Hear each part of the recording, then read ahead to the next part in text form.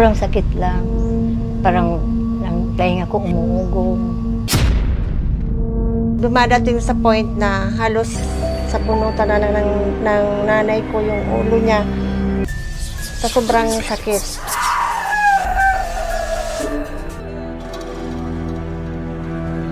Itong pa ako mamanhin.